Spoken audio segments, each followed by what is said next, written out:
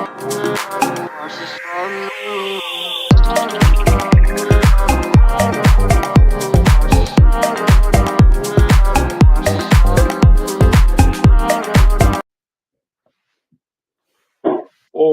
good evening and welcome back to Where the Owls Sleep. This week we are with the Parliament, a slight little jig around with the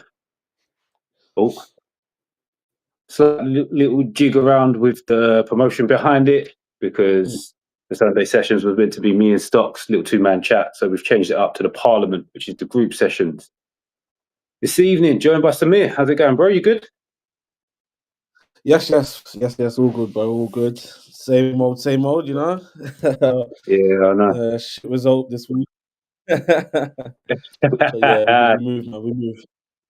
Yeah, not the best for you guys this weekend. Sorry. Apologies to everybody if I seem a bit flustered. We've been having a few technical issues. I'm having to do a bit of a madness to try and get to working today. Yeah. But we move, innit? We move. Yeah. Got to make it work somehow. Yeah, but exactly as you said, not the best result for you guys. Might as well get straight into it. First game of the weekend, 12:45 Saturday. I know you watched it, but what are your thoughts? I'm going to leave the floor to you. Talk us through it. I'm going to be honest. I didn't watch it. I was at work. Okay. Yeah, I was at work Saturday. So, I had to score on my phone, and then I had like a 30-minute break. Well, it's an hour break, but I took 30 minutes. Took the 30 minutes, and I watched the last 15 of the first half. And literally, as soon as I started the stream, we scored. So I saw that goal, and right up until half time. Obviously, there was a big squad change because obviously we've got Real Madrid coming up on Tuesday. So I wouldn't really call it a weak side because I don't really look at Arsenal and think we've got a weak side, but he changed it completely and put some of the big guns on the bench because obviously, like I said, we got Real Madrid on Tuesday, so resting a few players. And by the sounds of it, I didn't think we played that bad. Like I thought it would be a shock, and I thought Everton would do more than they had, but obviously not. And we had a few. I heard we had a few opportunities and whatnot, but yeah, I think we should go talk about the second half and how that changed, the whole penalty stuff. I saw your tweet for saying you thinking it was a pen. Can you still hear me? I've just switched to my headphones. Yeah. Cool. Right. Let's get the show flowing properly. Yeah. So my tweet. Yeah, I can look. I've watched it a few more times. I'm sort of sat in the camp as I can see why it's given. If I'm honest, I feel it's probably a little soft, but it's not. Like the Arsenal fans who I spoke to have said that, oh well, the contact started outside the box. He got pulled over. But I don't feel any of that first bit is a foul. For me, the foul comes when Skelly then falls over. But he's falling over. But if you look at it, I think he's falling over because like they both got hold of each other, innit? And it's obviously. I don't think any of that first bit's a foul. The bit that makes him fall over isn't a foul, and I think the thing that's gone against him is the same thing that went against him in the West Ham incident when he got sent off. He initiates the contact thinking he can use his body as leverage. And he misjudged where Harrison is, which is where the contact comes from, and then he's gone over and clipped him as they've got into the box. Yeah. But you can see why it was given, but I do still think it was ever so slightly. You know what? I've just given up with these referees. I'll be real with you. I think like I remember watching a few weeks ago. I think it was Man United versus Everton, same ground, and it was like a last minute penalty. I agree that Ashley Young went down, but he was still getting held, and the referee initially gave it as a penalty, but VAR said no. Like they said it ain't a penalty, and I'm thinking, okay, so why didn't VAR look at the game yesterday and say, all right, it's not like a penalty and overturn it. Like and what do you mean? Well, I think they're ever so slightly different scenarios because the Man United one, from what I can remember, the referee said to the VAR, "I've seen," because there was two Man United players involved, and he said, Yeah, I've seen player one trip or pull Ashley Young," that's young. Yeah, and the VAR has said, "No, that hasn't happened." So what? that's why that one got overturned. They've said that the contact with player two, but we don't Yeah, feel it's enough contact for us to overturn and give a pen for that. You get what I'm saying? yeah. So because But that's there's the conversation between the referee and the VAR, mm, the referee said to VAR, "Right, I've given a penalty. Player one has made an infringement on Ashley Young." And then mm, VAR has actually gone, "No, that infringement hasn't happened. There's contact between player two and Ashley Young, but we don't feel it's enough for us to say it's a penalty." yeah, So once they've looked at the first bit and gone, mm, "Right, actually there's no contact, so that's, you can't give a penalty for that." yeah, But then they've looked at the second bit and said it's not quite enough for us to. Well, the referee's actually at the screen at this point, and he's gone, "That's not quite enough for a penalty." yeah. So that was a Uh, weird one.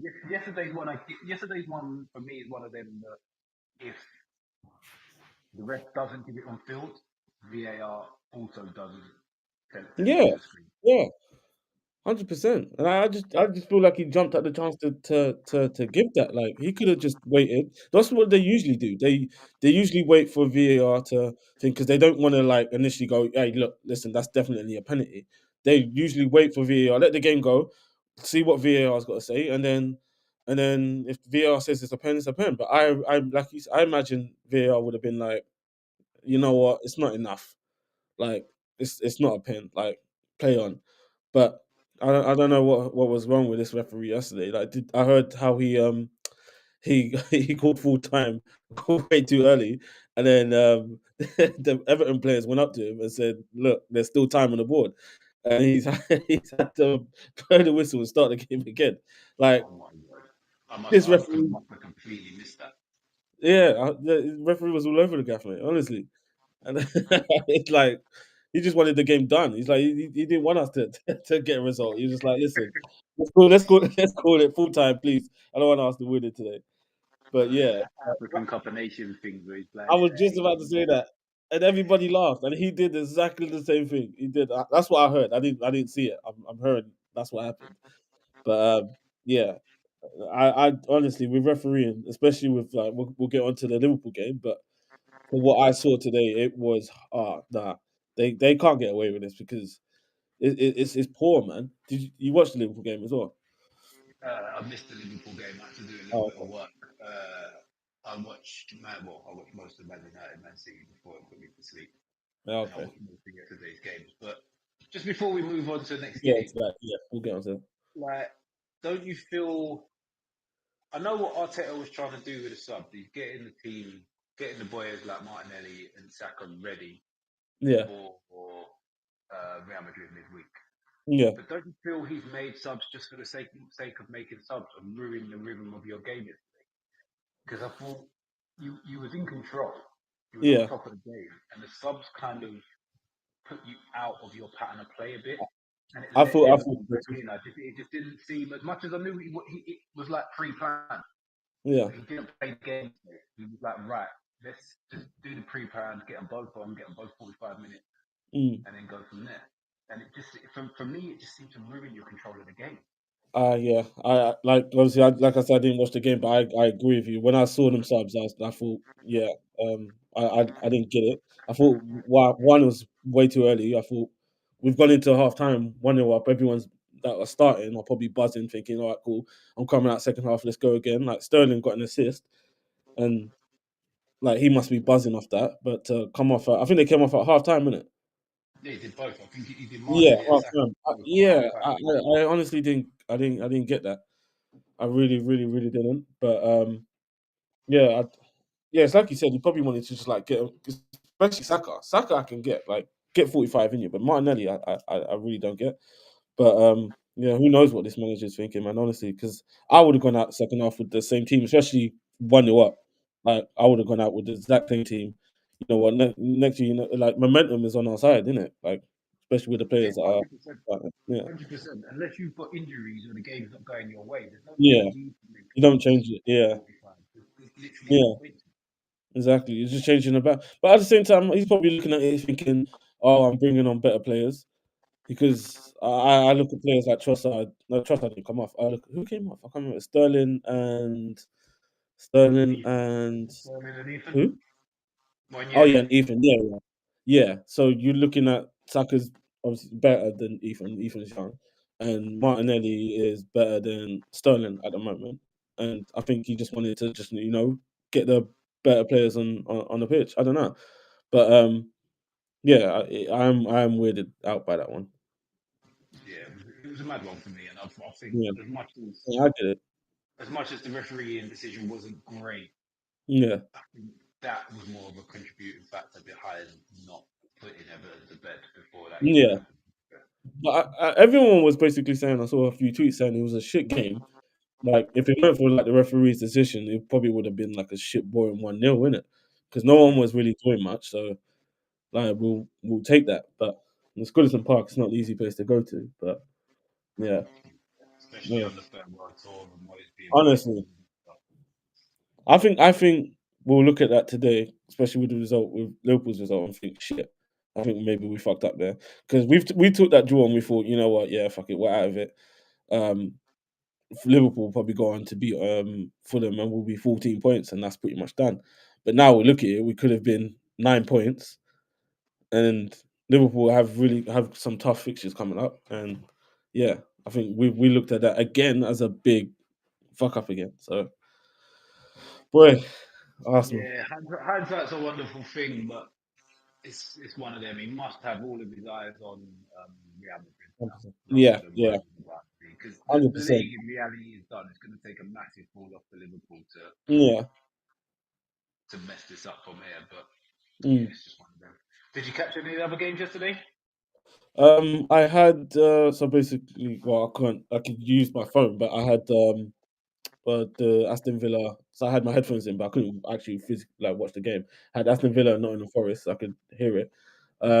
Yeah, it sounded like a good game, man. Honestly, it sounded like a good game. Villa are a very, very good team.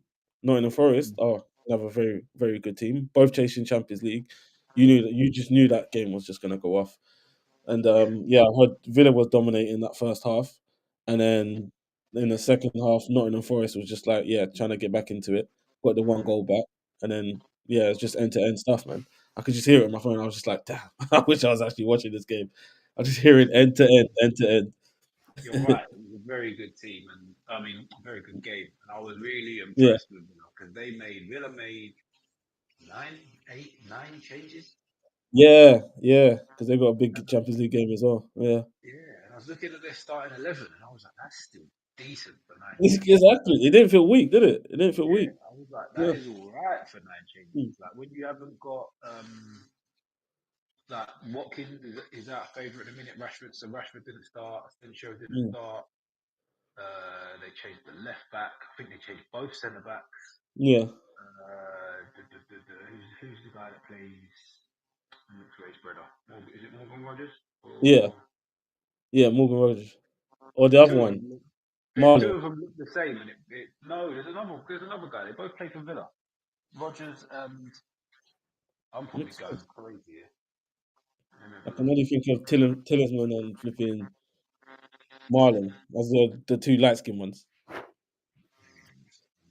So West Ham Villa's team yesterday, yeah. So they And had Tyron Mings. Garcia, not first choice. Mm. Disassi, Mings, Madsen. I don't think any of them four are first choice for Madsen me. isn't. Yeah.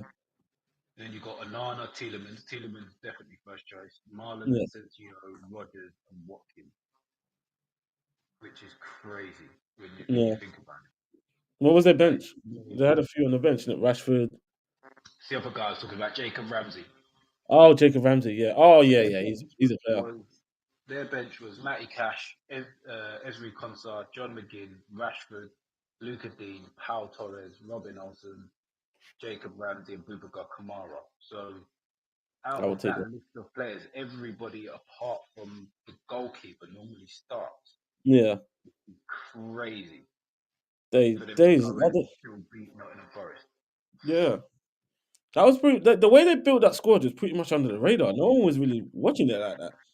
Like it wasn't until yesterday we actually thought, wait a minute, Villa actually have a squad and are able to rotate. Like not a lot of teams could do that. I think the big problem, I've said it a few times, the big problem they've got is they have to get Champions League football because the Oh yeah, wages yeah, they you said that pay before. out, Yeah, the percentage of wages they pay out compared to their turnover is going to come yeah, back and completely destroy them if they don't get Champions League. yeah. And as You could much as tell they they're want to chasing do it. one, they're 1 point ahead of us, and we've got 2 Yeah, games in hand, and we've still got but to play them. they're a point behind City. It's all tight though, isn't it? It's like they're 3 points behind Chelsea. I think. I can't remember the table. A point I don't behind think City. I think they're closer to Chelsea than that. We can overtake all 3 of them with a win at Leicester tomorrow evening. Oh god, it's crazy. Even down to like Brighton. I saw Brighton was Yeah, I think amongst Brighton City. are done now. So you're looking at Forest on 57 points. I'm bringing them Yeah. into it because they're dropping back into it. I don't care what anybody says. I'm putting anybody in. They're coming back in. Chelsea 53, Man City 52, Villa 51, Newcastle 50. I think that is kind of the cut-off now. As much as Yeah. Fulham are only 2 points further back than us on 48, they're 3 points off Villa on a same amount of games. We've got 2 Yeah. games in hand on all of them teams that we've just named. So you could pretty much not fly away with it, but like you could potentially run away with it. To be fair.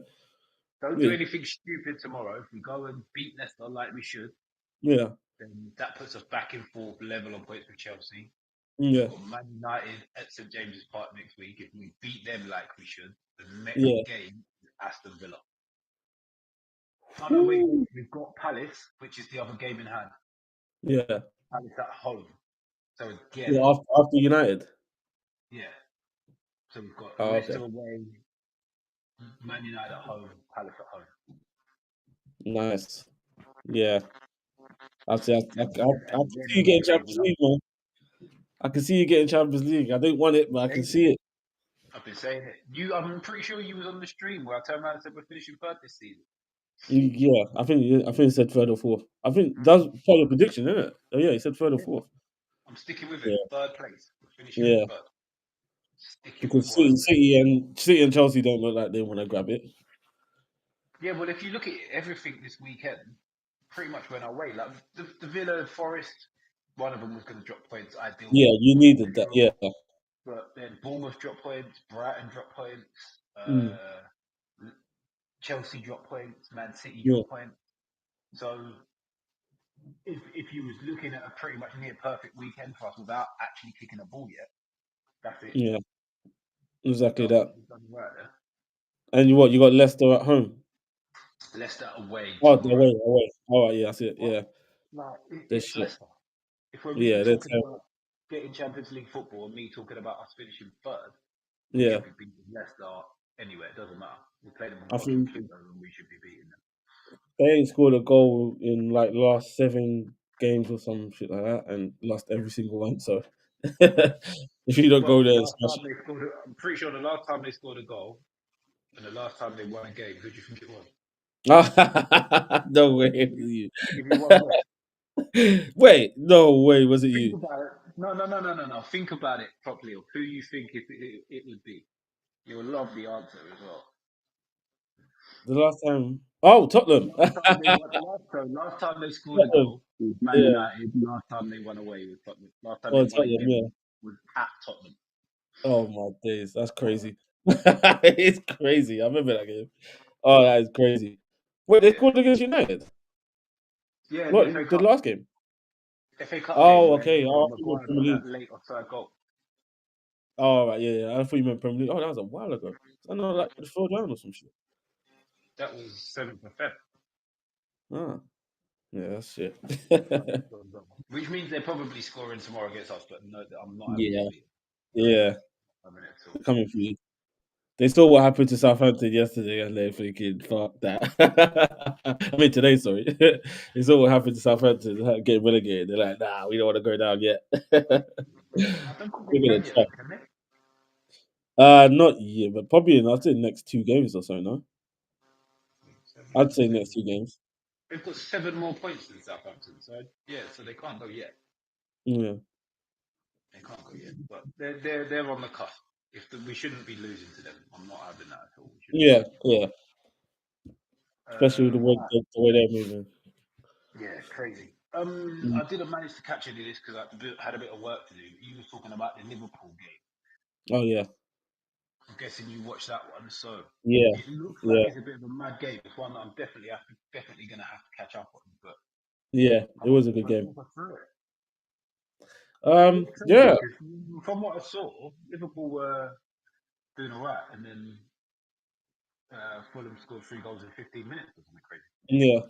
So the game started off. Yeah, the game started off pretty much. Yeah, just tight in the middle. I think Liverpool were in control of the ball a lot, but yeah, I saw a different side to Fulham than how when we faced them because I think the way they lined up with a back four today instead of a back five. I think it was a back five. Yeah, in the last game against us. Um, it was pretty much defensive on their side. They'll set up to just defend, and then try counter us.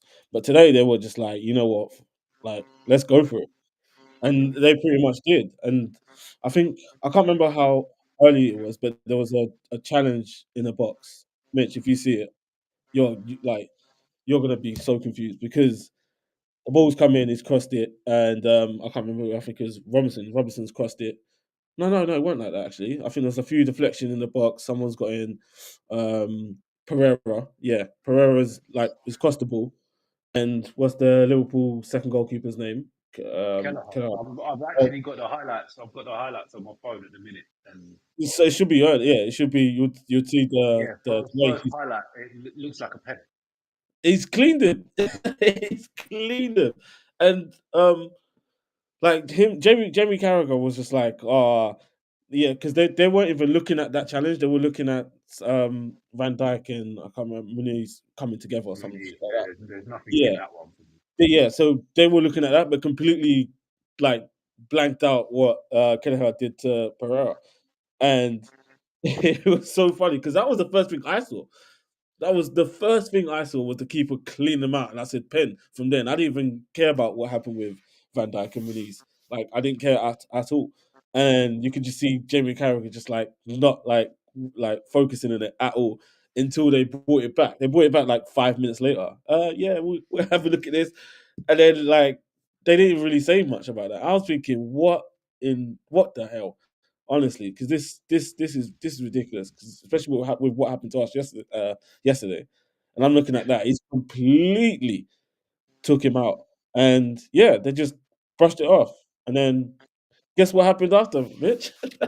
Liverpool went on to score. That's what yeah. happened. That's an absolute banger, by the way, though. It was a banger. Yeah, it was a banger. Absolute screamer. But why am I not surprised? Why am I not surprised?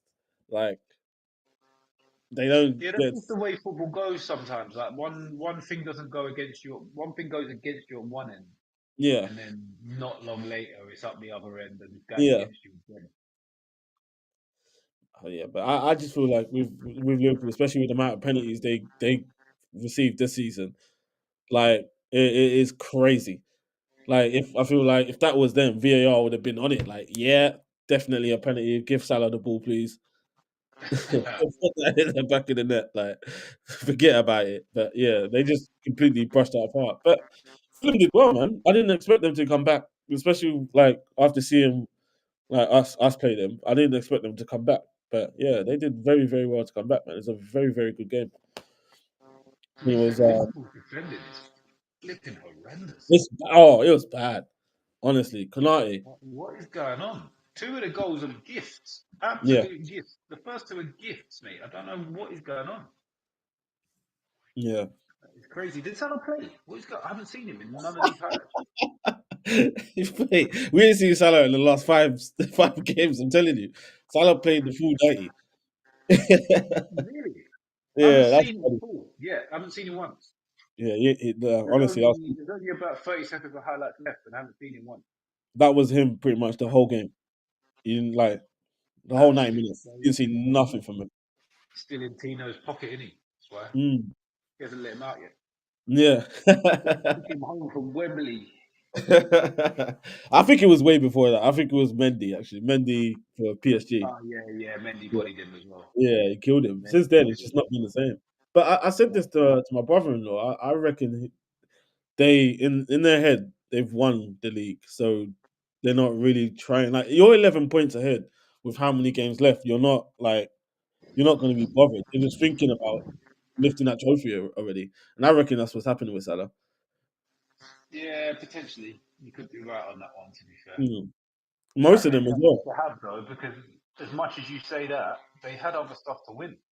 They still had other stuff to play for until like they had the cup final, they had Champions League at Yeah. the time. They lost them both in a week just because they were like, "Falls down, we've done it." Yeah. But they I think against you, they didn't expect that. They didn't expect you lot to come at them like that, especially like after you faced them. You faced them a week or two before that, now at Anfield. Yeah, something like 10 days. But we play Yeah, a completely different system. Is that going to play? How did some mad system that I've never seen before that I don't think we'll ever see again? yeah, It was kind of like my uncle said to me. No, was it my uncle? No, my boss. My boss said to me at the time, mm, before the get literally, we were sat in the office. Everybody. So it must have been just before I left. So everybody else had gone. It was me, him, and Mitch, who's another Newcastle fan, and we were yeah, talking about it. And he said, "I think Eddie Howe might just throw today. He might rest a couple of the big names so that he keeps his powder dry for the cup final, and they don't get a little viewpoint of what you're going to do in the final." yeah. And I was like, "That's madness because we've still got Champions League to do." And then Eddie That's what I'm Howe pretty much saying. came Yeah, out and said that after the final. mm, He pretty much came out and said we deliberately did something different in the league game, and it was of like, course, man. That's what? fucked up. That's fucked up, man. I actually hate you. I hate you so I much. respect it. I Who fully was it? I think respect it it. was. Who was it? It was Callum Wilson up front, innit? And he had a few chances as well. And I was just like, "Oh, come Yeah. on, man! We played a Really?" weird. It was like a weird 4-4-2 where Gordon and Wilson played up front, but then Gordon Mm, sometimes appeared on the left. It just didn't work. Whatever it was, it didn't work. yeah. No, it's definitely the whole Kevin Wilson. I think if Isak was playing, I think it would have been a different story. He would have put them chances away, and I was at 0-0. Yeah. And then you was conceding like some terrible goals. We You was conceded two of conceding. the most frustrating goals for me because Oh my days! it was what I would call laziness from our midfielders. Mm, Not tracking the man, not getting close enough as the ball comes across the box. And two of their yeah, midfielders got easy finishes from about 12 yards out. And it's like, that's exactly, not what our midfield's about. And then in the exactly. final, we saw what the midfield is all about. Mm. And I've seen you lot defend. Like you're like, nah, that's not going in. That's not going in. We're gonna block this. We're gonna block that. But the two goals you conceded against Liverpool at Anfield was just yeah. And then what happened? You got a clean sheet. No, you didn't get a clean sheet. You beat them 2-1 actually. Yeah, but consolation goal, innit? But you To was be 10 fair, at times the time that they scored, they were playing like a 2-1-7 or something like yeah, that. some shit. Yeah. Some bullshit. Something crazy. They were just trying on striker after striker after Yeah, striker, yeah. which is what we've done, isn't it? They were desperate for it towards the end. Not at the beginning. Even Come when Van Dijk went up top, it was like, on. what are they doing? Oh man, that was awful. But yeah, Right. So, missed a the couple good more memory. games today. We'll brush over the Tottenham Southampton. Expected win for Tottenham. Southampton scored late to make it 2-1. I was thinking, oh, this could be funny if they get an equaliser. Yeah, yeah, That's also the reason when we see John this evening, he's out drinking with another friend of ours. So yeah. he missed the show. Brentford, Mm. Chelsea, which has probably spared you a bit of grief in the household this week. Yeah, it's a bit quiet today. He must have been full of vim yesterday, but today we'll back down to reality. Yeah. Good stuff, good stuff. That's done us a favour as well. And Yeah. then probably one of the blandest Manchester derbies I've ever seen Oh, stop. in my life. Stop, man. What was that? Honestly, what was that? Like, fair plays to Man United, but City, jeez, Yeah. they were terrible. Horrible game of football. Well, I didn't think either team was great, to be honest, but it was just like, this is terrible stuff. It Yeah, was but like a they pre-season made friendly. It me. was like they were out in like China It was. somewhere. made them man friendly. To be fair, I've seen better preseason friendlies. But with Man United, I thought Man United actually were all right. Like City actually made them look good. I think we did for a bit as well, to be fair. But but City, come on, man, with that squad against Man United, like you gotta be better than that. They spent 200 mil in January to add, and there's no excuses for that. That was honestly the most boring game ever. Like I do want to speak on one person, and I know I feel like we do speak on him week in week out. But Foden, like Do you what know what? season is he having?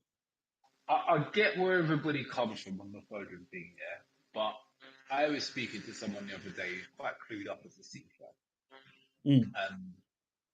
No one's been mentioning it, and it's not been in the media or anything like that. But yeah. apparently, he has got some very serious personal stuff going on behind the scenes at the minute. Oh, okay.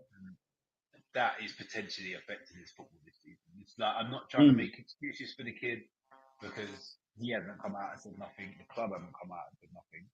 And then at the end of the day, if the club know about it, they should be protecting him a little bit more and taking him out of the team yeah, until he yeah. gets to actually play at his full potential. But Mm, apparently, there's some pretty serious stuff going on in his life, and I get the impression that that's probably keeping yeah. him off his top form. And with City's fall off, it's going to be highlighted even more because Of everybody's going to be like, course, well, of course. where is this at? This is where you step Yeah. up.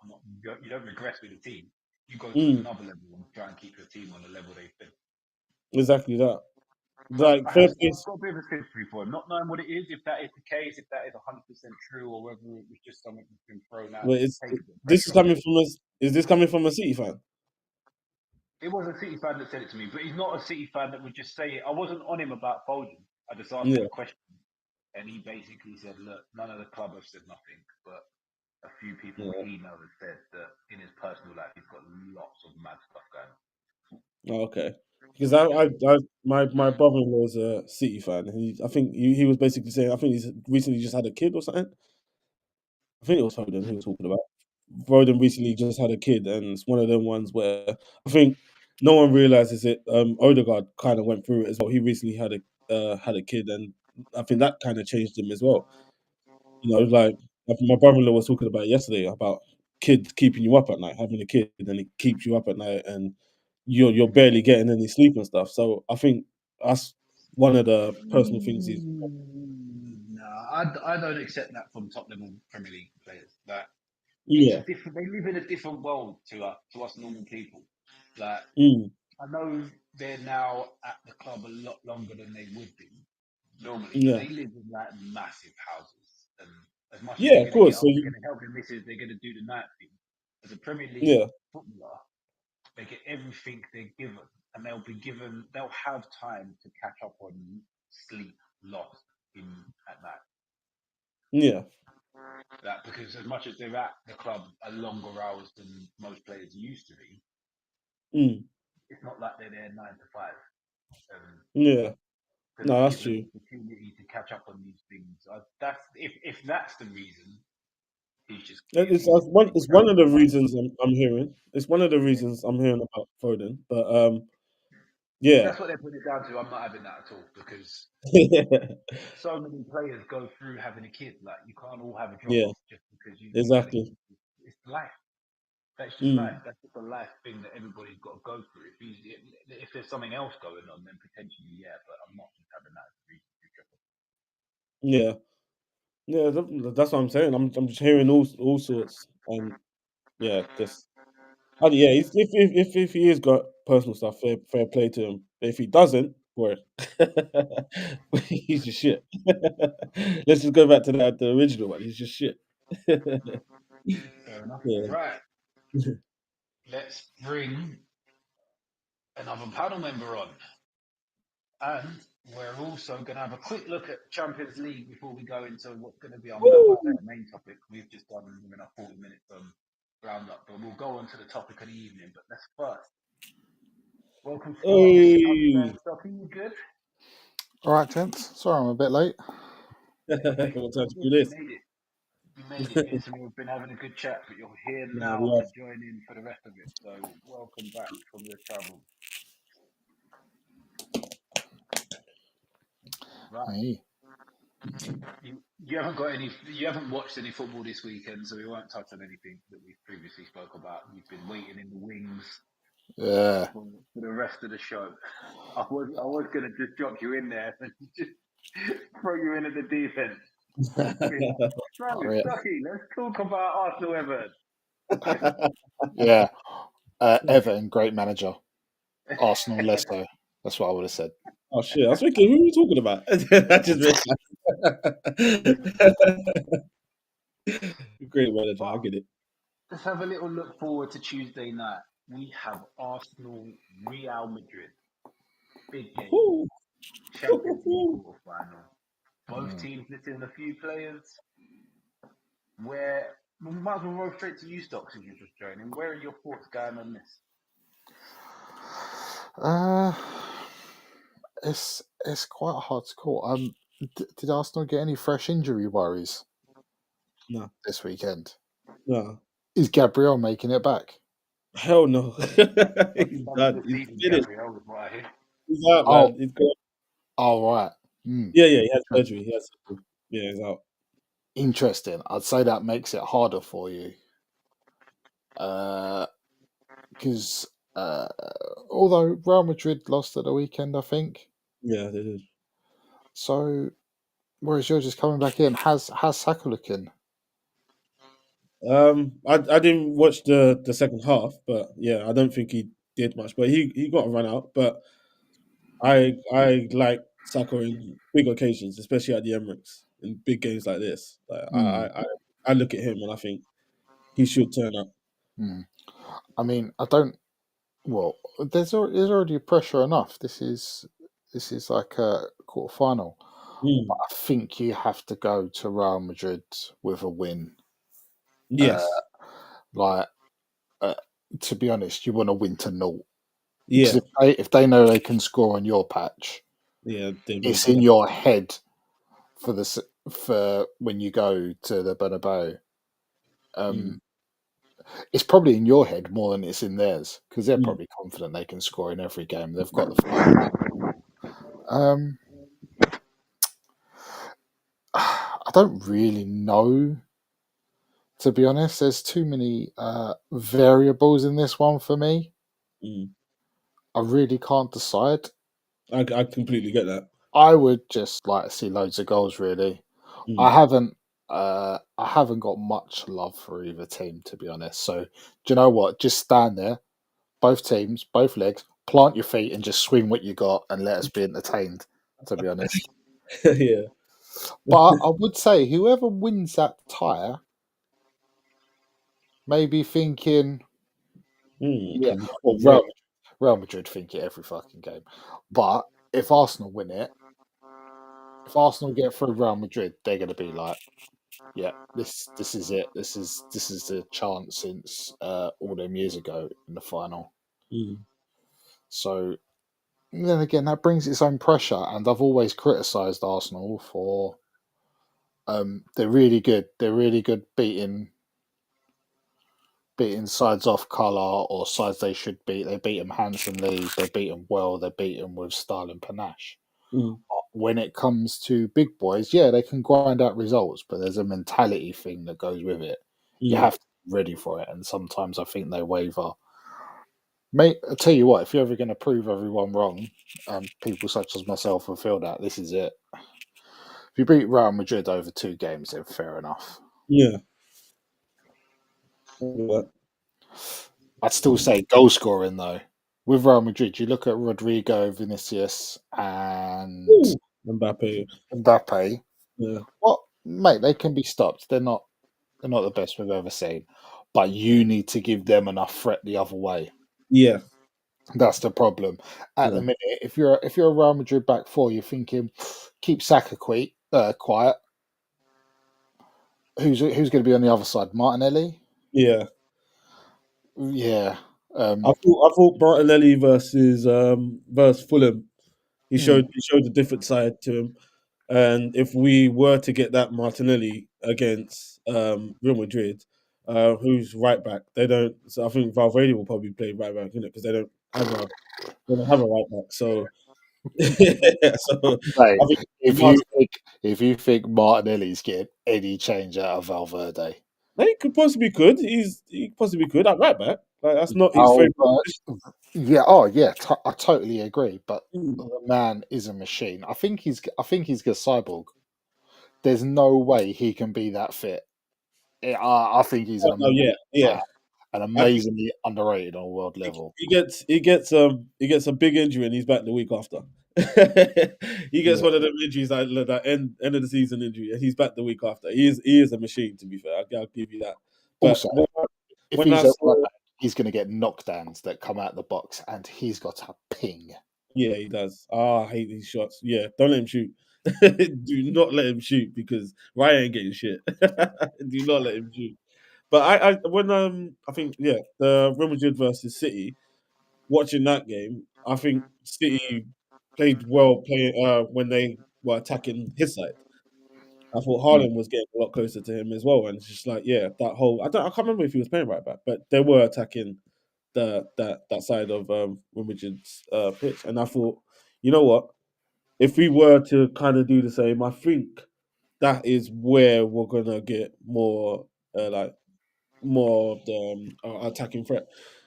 I think Saka will possibly. I want Saka to have a loud, just like killing whoever's playing left back, but he's just coming back to fitness. So I think it's all on Martinelli at this point, and he has to be flying down that left, and he has to just not make it easy for whoever's playing right back there, and just lift the crowd. I think the crowd will have to play into this as well. The Emirates has to be loud. Martinelli's got to be on it. Declan Rice, who I absolutely love, needs to be on it. Partey, who's been who's been underrated this season, I reckon, in midfield. No one really sees what he does, but in terms of passing and defensive, You picked your words horrendously there. what do you mean? No one really sees what Party does. Oh my god! Oh, fuck off! But I meant, I meant on the pitch. I meant on the pitch. I meant on the pitch. Damn it! I meant on the pitch. You know exactly what I meant. You know exactly what I meant. I was dying. No one said anything about Party. You just went through it. You went off on your own little tangent and you picked your words horribly.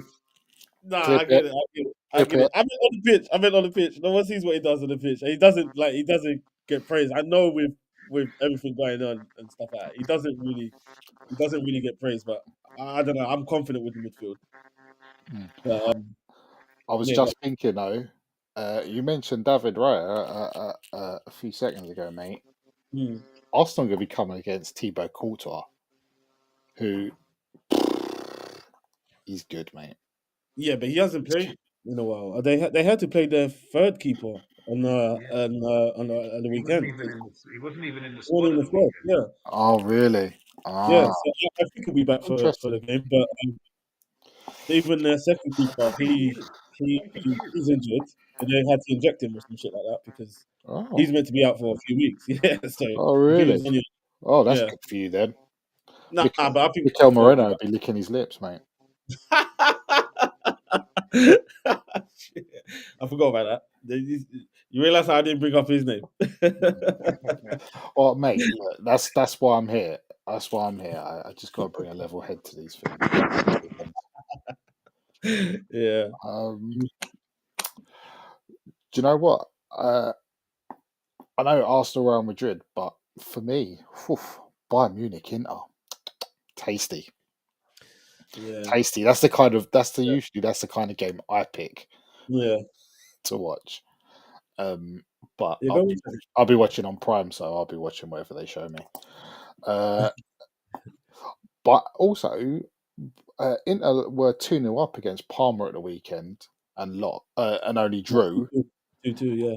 And Bayern played on Friday, so they might have a bit more in the legs. Yeah.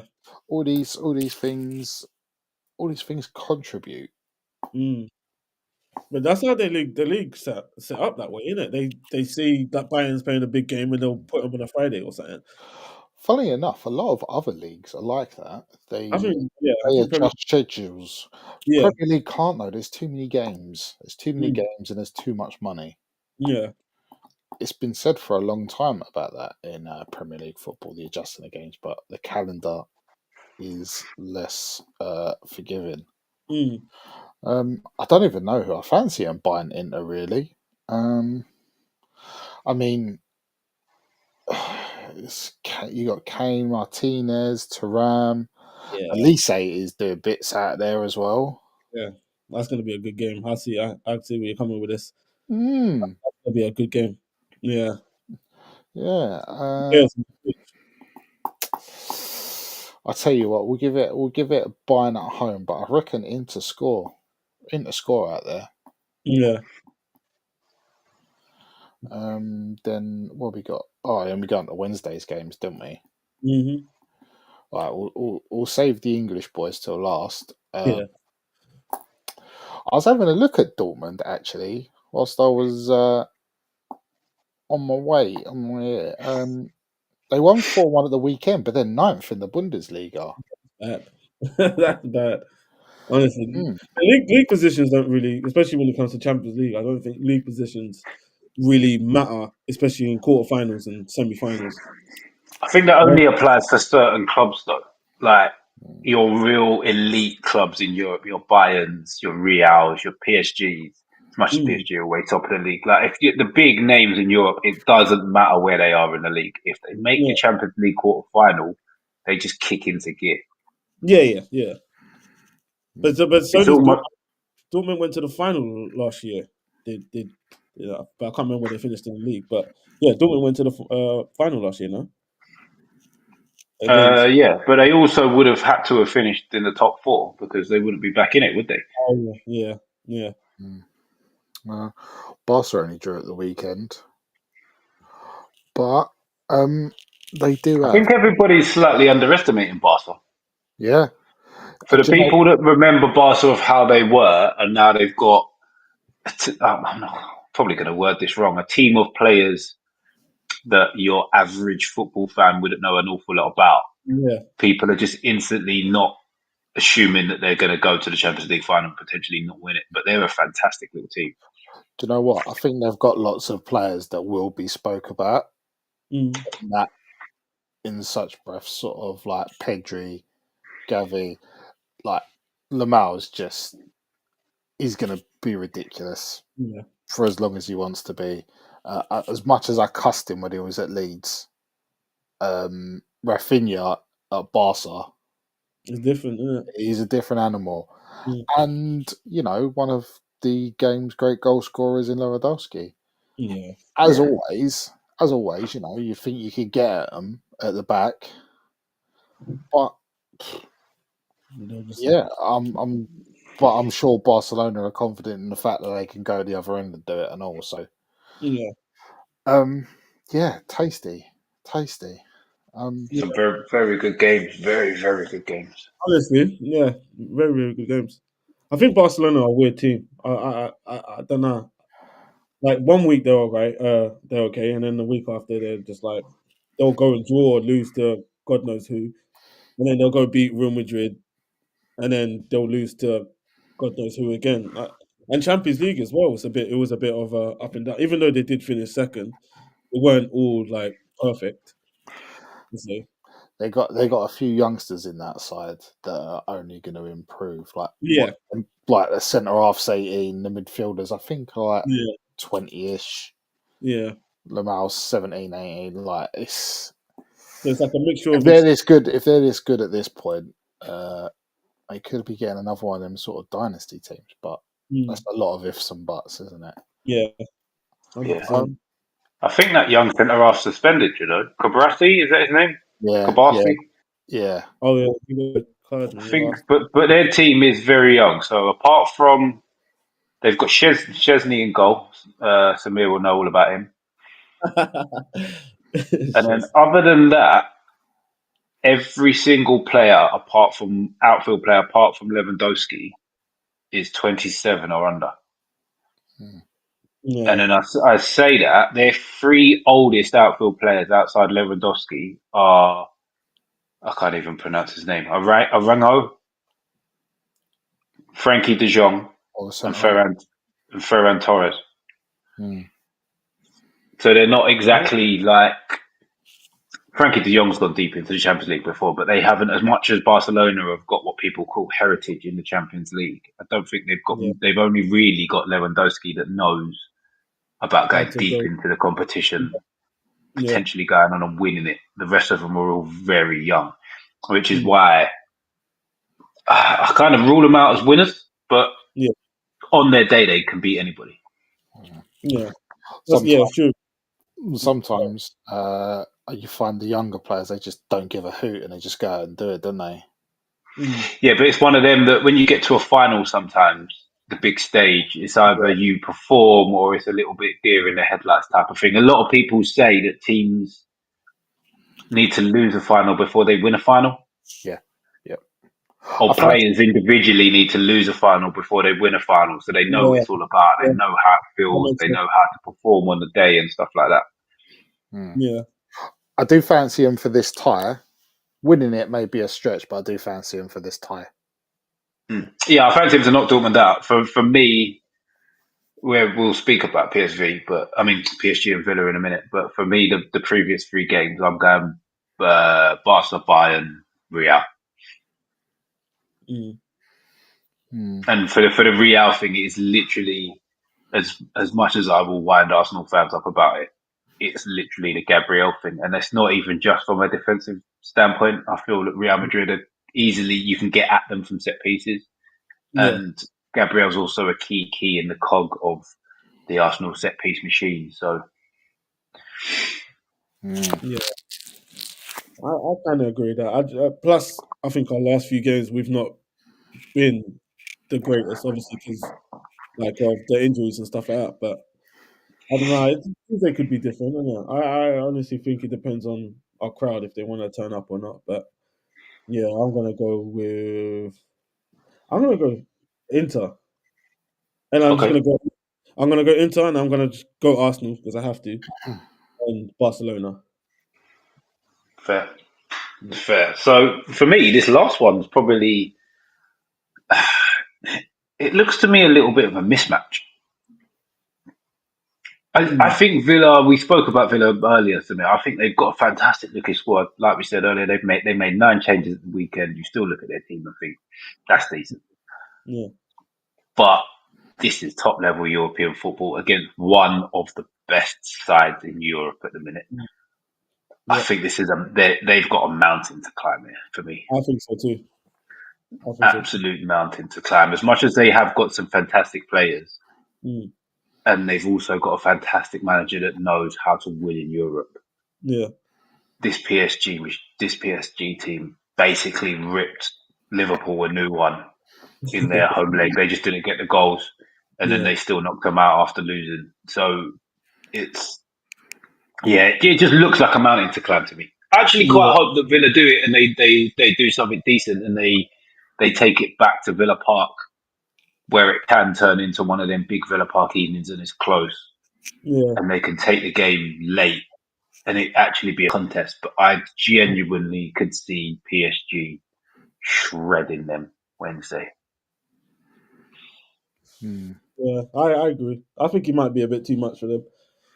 Because what we saw against Liverpool was just like a different level, and I look at Liverpool obviously different level than Aston Villa, and they couldn't handle that. So, but like I said earlier, quarterfinal was different. But yeah, I reckon PSG will be a bit too much, especially for a team like Aston Villa.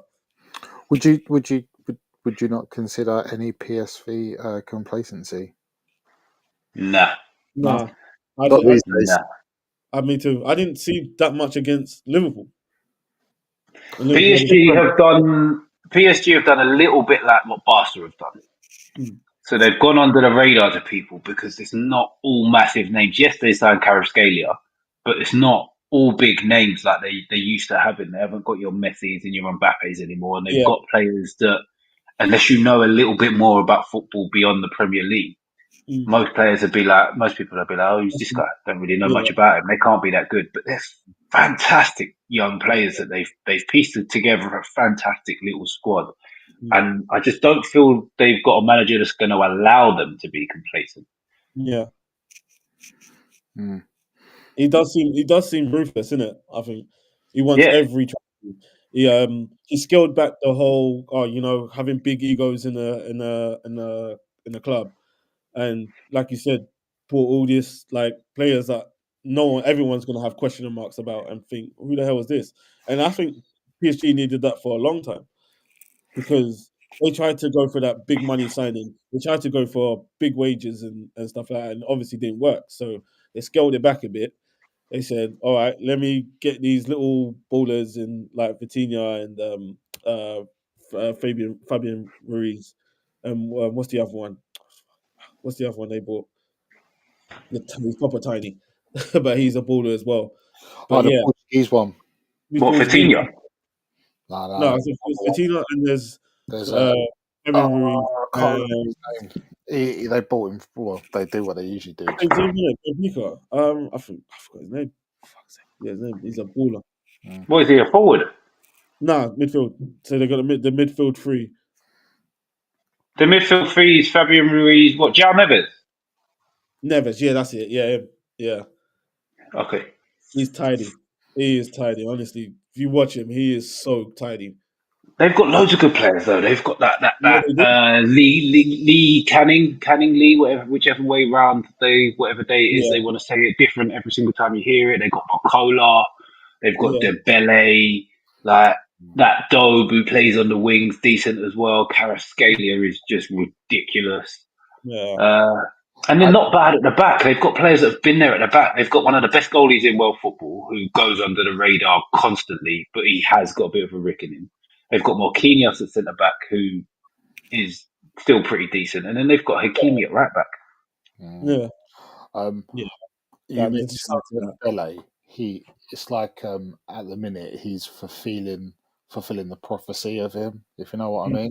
Yeah. For so long he does something amazing, and he gets to the finishing part or the final ball or putting it in the net, and you think, oh God, that is dreadful.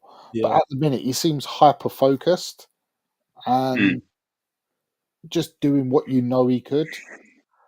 For him, I think it's quite pleasing because he got pretty panned for a while and he was almost a punchline for a little while because he got a bit ridiculous. But he has been lethal. He has. There's nothing more frustrating than when you can see like, no matter where you play, whether it's like a Sunday morning or like a Champions League quarterfinal, when you see a player with all the ability in the world, but it's just not clicking. Sometimes it just doesn't click. Yeah. Sometimes it's the environment, though, isn't it? I think maybe he's the boy now. Yeah. Without Neymar's and Maria's and Messi's and Mbappe's. Maybe he needed that.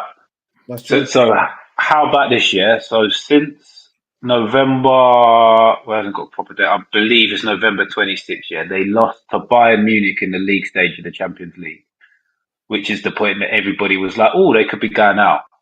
They've lost one game in all competitions since, and that was the game against Liverpool where they battered them. Yeah, I forgot. That is crazy. So in the first, I think in their first 4 Champions League games, they lost to Arsenal. They then lost to Atletico, and they lost to Bayern Munich. That Bayern Munich loss kicked them into gear, and they've only lost that one Liverpool game in all competitions since. That's crazy. I forgot about I know Villa are in a lovely little run of form. Someone said this to me: Villa are in fantastic form. Yeah, they look to be in fantastic form when you only look at win, losses, and draws. But if you actually look at who they've played, they're beating teams they should beat for. So since the end of Feb, where they lost to Palace, they got hammered by Palace. By the way, they've beat Cardiff, Club Brugge, Brentford, Club Brugge, Preston, Brighton, and Forest. Brighton were terrible, and Forest I do not rate as a as a great side, and they also were missing Chris Wood, who is key to how they go about things. So Yeah, they there's could a have got that. couple of decent names in there, but they're not in the form that the PSG are. Not even close to it. Mm. Yeah, I was looking at the same thing with Villa. I wanted to check their form because when you sort of click subconsciously that they've started winning again, but I yeah. looked into who they were playing. I'm like, well, they should be winning again, Yeah, especially after the adjustments, and also can Asen Sal play? Asen Sal play? yeah, I believe he can. Yeah. They said the commentary that he could. Okay. Yeah, I believe he can. There's an agreement. I'm guessing PSG didn't feel that they would even play Villa at any point, but here they are. We've seen stuff like that before, though. I think Champions League is different. I think Coutinho was on loan from Barcelona at Bayern, and he was able to face Barcelona. I think like So in Europe, so if you don't play in the same domestic league, actually, I'm not in the Premier League. It's yeah, done. You you can't can't play play. against your parent Yeah, club if you're on loan. There's yeah, no discussion about it. There's no club agreement. Nothing.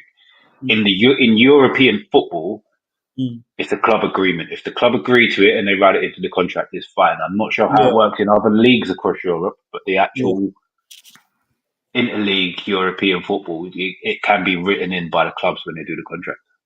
Because you don't think, oh yeah, we're gonna come across each other. Like it's not like it's not guaranteed we're gonna come across each other. So, but I would still say no. I'll be like, no, fuck that. I'm like, nah, he ain't playing. Yeah, Yeah, I suppose. I'm like, no way. Just in case, say we face each other in the semi-final and he does something, knock me out. I'll be fuming. I'll be fuming. All right, colours to the mask. Quarter finalists. Well, I think we've all named three so far. I'm naming PSG as my fourth, so I've gone PSG, Barca, Real, Bayern. Yeah, I've gone into Arsenal, Barca, PSG. Arsenal, PSG, Barca. I'm going to say Inter because I've been blowing their trumpet for a couple of years. Okay, nice.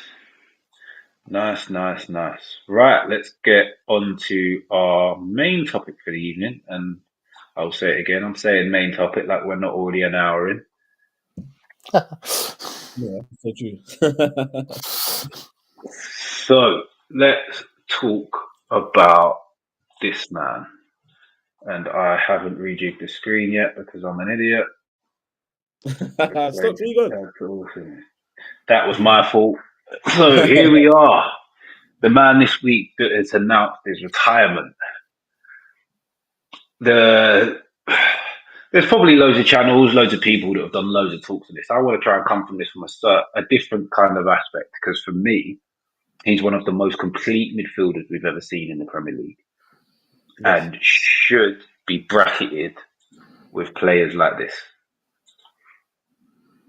He's in the conversation with these guys. There's more people that you can add to this list, but if you're talking about the best best midfielders the Premier League's seen across the board, De Bruyne has to be in there for me. He's exceptional, and what are your thoughts on him, Sunil? Yeah, I'd say number one. Even Number one ever that we've seen in the Premier League for centre midfielders. ever, honestly. And well, in the next 10 years, we're going to say that about another player because that's how it works in football. But for now, it is KDB, man. The stuff I've seen him do is just like, bro, like so many wow moments and so many like big goals and big assists. Like it's too much from like he's definitely one of the goats. Well, the goats in midfield, I'd say. Yeah, Fair points. Can't really argue with any of that stuff. Yeah, he will be. Off the bat, I just have to say the enjoyment of watching it. yeah, Because obviously, I like my team, but there's certain players where you think, oh, Sunday afternoon, I'm sitting down and watching that because he's playing. Yeah. Granted, at Man City, you could say he's had favourable conditions to be the player yeah. he is. But also, I watched him in the Bundesliga when he was on loan at Werder Bremen, and then he played at Wolfsburg. He was amazing at Wolfsburg. Yeah, saw signs. Like, yeah, just totally. When you consider the Chelsea stint, and it didn't go, and like, oh, maybe it was a bit too much for him. Went, played Germany, found himself, and just come back and was set. Remember, I know there's clips somewhere. You know, like the Soccer Saturday panel going 50 million for De Bruyne. What's the game coming to? Oh yeah. Yeah. Remember that?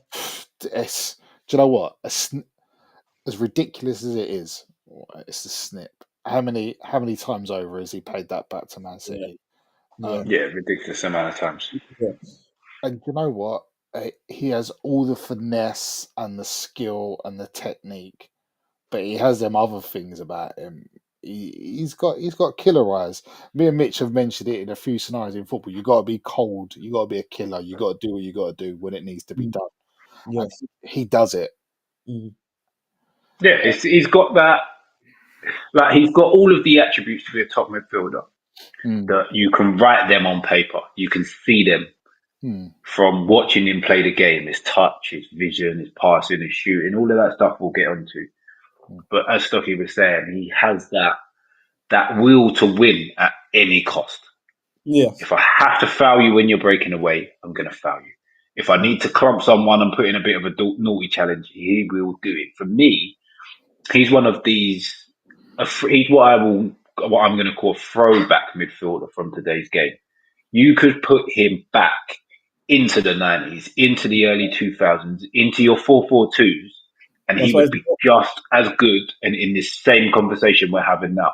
And there's not many centre midfielders in world football that you can say that and feel very confident that you're correct in what you're saying. But he is one that would easily slot into the old school type of way the game was played.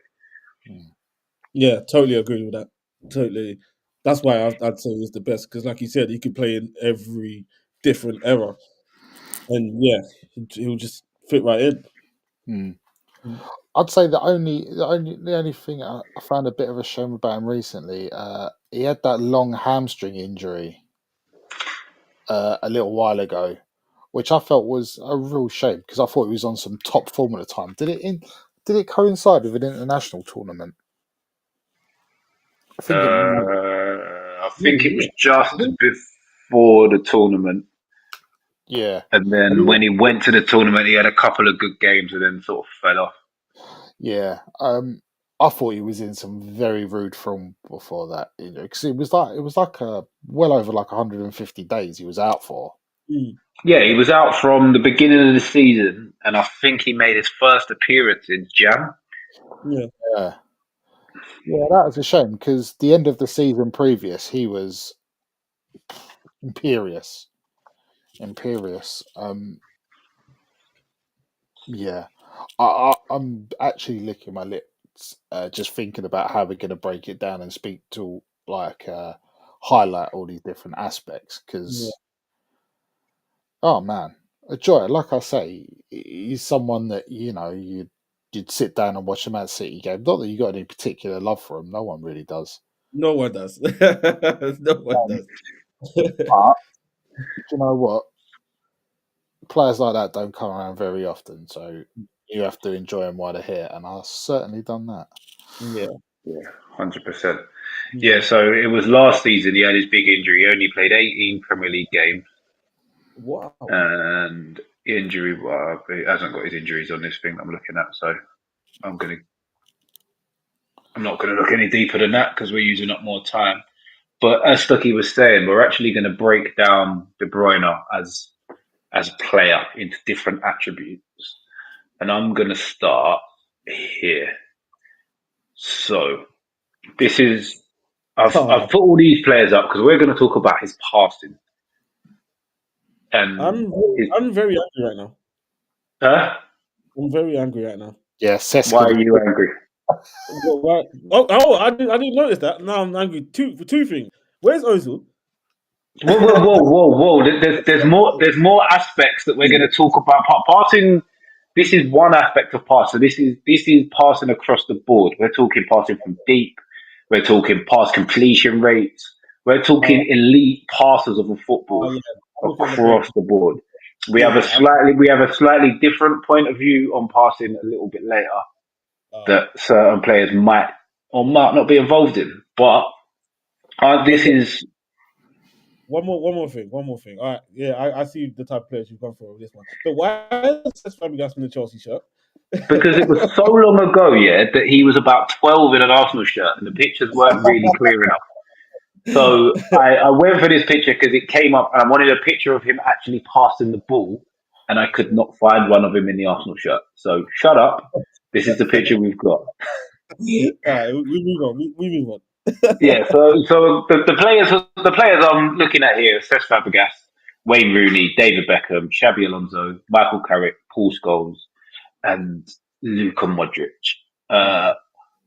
5, I was only going to go with 5 of these because I was going to put it in more of an aspect of passing to control the tempo of the game. But it felt a bit disingenuous to talk about passing and leave out Rooney and Beckham. Yeah. Because they're probably two of the best passers we've ever seen in the Premier League. So I had to chuck them in there in this category. But for you two, I don't really mind who goes first. Do you put him in the bracket with these guys when it comes to just general passing of a football? Go on, start. I'm glad you put in Bex, mate, because I still class crossing as passing. When you're as good as De Bruyne, Beckham, a cross is a pass to them. Yeah. And I find it so similar, the whip trajectory, the arc of a cross. Aguero wasn't, you'd say, a player of a particular stature, but how many the crosses were so good coming into him, he could just attack them. And De Bruyne had done like that, like Beckham would. He invites it, and also the range. I'd say sort of. Sorry, so just before you move on to the range and stuff, on that crossing aspect, as you were saying that, I was thinking I haven't really made that comparison before, but it's spot on because they both do the thing of put so much whip on it that when it leaves the foot, the goalie's like, I've got that, so they go. And it moves so much in the air, they end up in a no man's land where it's actually like, I'm actually not going to make that now. Yeah. So that is a fantastic point to bring up because I've never really thought about it from that aspect previously. And it's kind of, there's certain ways you can hit a ball. You know, when you hit a cross, and initially, you know, when it looks like you've scooped it and it goes really high, just this unparalleled technique of getting it to drop in where you want it. So like manipulate the ball over and around people to get onto that run from someone deep to like the millisecond accuracy. It's dumbfounding, and I agree with that. And only him and Beckham, I'd say, were pretty much the only ones to really have that on a consistent basis over years and years. Yeah. And that the same kind of goes for his set plays. If we're still on the thing, like it's one thing crossing from open play when the ball's on a roll. Yeah, but dead ball from dead ball, exactly. Yeah, 100%, amazing. And then he's also got Scholes. He can drive the ball across the pitch, like properly drive it, and then he can go. He can play from deep, like your Modric, Carrick. If he wanted to, just drop in deep and really dictate a tempo of a game. Which, it's one of them things. I can see it in a game, but I would never know how to do it. And for him, for those players, it's all second nature. And you know you're good when you've got such caliber of players as Mitch has put up there. Yeah, and all of their greatest trait, De Bruyne does, as well as all the other things. Yeah, exactly that. And I was like, you said the right points about like, we'll get in certain positions like a Xabi Alonso or Modric and do these certain things, and then the Cesc Fabregas bit is where he'll be just outside the box and he'll see a run, just give a little dink, just give a little just a free ball through someone's legs or something like that. Like he's got all of them, all of their attributes, like literally every single one of them in this picture, and it just shows the kind of player he is, man. Honestly, because like, who else has that? Who else can you look at and then you put 5 of these players and he says, listen, he has each and every single one of these passing attributes. Yeah, it's crazy when you think about it. And like, we didn't quite get to see him do the play deep and dictate play thing. But I think that is because of the hamstring that he got last year. Because if he hadn't have had that and then Rodri had done his ACL, I'm positive that's the change we would have saw. We would have You seen think? Kevin De Bruyne playing a lot deeper, filling that Rodri role, plugging gaps. He's clever enough to do it, but what we've noticed since he's been back from injury, he no longer has the legs. Yeah, That position. you need the legs. Yeah, And I see that. legs around him, and Man City haven't really got a midfielder with enough legs to put around him for him to play in there. So I reckon that's why the decision's been made, because they've all realised that his legs have gone a bit, and His legs are gone. Yeah. left at that in that team at that level. Someone else might find a top through to still play top level. You never know. You'd be interested to see where he goes. But I would have loved to have seen that, him playing in the Chabby role, the role that Scholes did when he came back, the Carrick role. Yeah. I would have loved to have seen it, him just dictating the game, because he had everything for every, like, he could do it. He could 100% do it. But as you go, Stocks, you look like you're going to add something. Yeah, you was about to say something. I was just about to say we can also say off of both feet as well. Yeah. Yeah. Like, even at top level, for someone to be so proficient on both feet, it's almost not fair. Yeah. It's not quite sanity because all the levels is not fair, but it's not really fair. Yeah. Oh, don't start me on sanity. Oh, for an Arsenal player, I loved it.